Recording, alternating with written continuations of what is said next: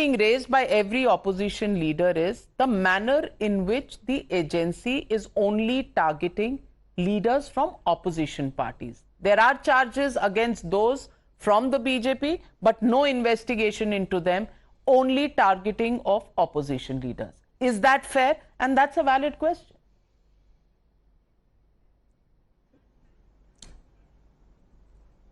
Navika, thank you for the question.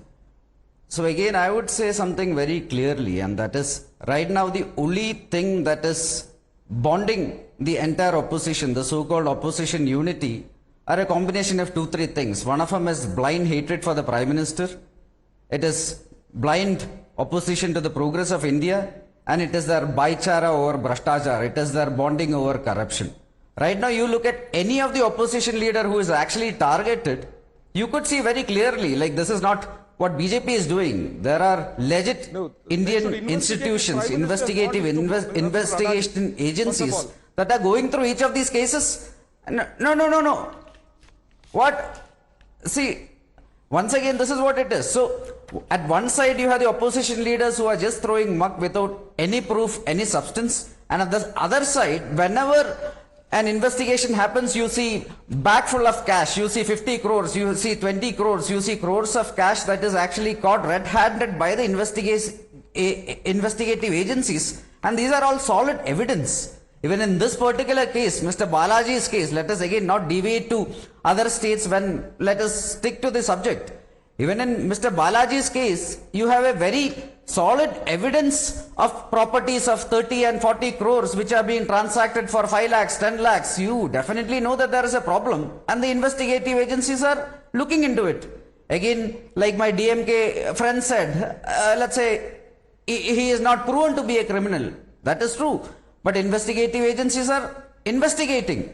The Supreme Court, this is what they said. When the High Court quashed the special court's proceedings, we went to the people went to the Supreme Court. Let me finish. Let me please finish.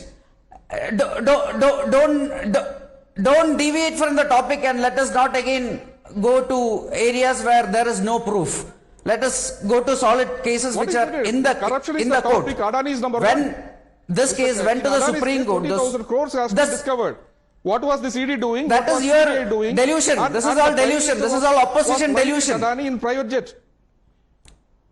What is delusion? Everything is in public domain. Every single person, it is not.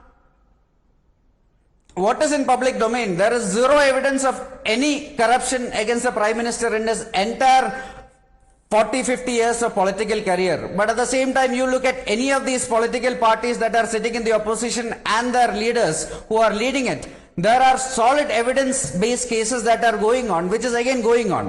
In this particular case, again, let me come back to Senthil Balaji. When it went to the Supreme Court, the Honorable Supreme Court refused to discharge Senthil Balaji when the High Court actually had discharged the case. And then investigation is happening.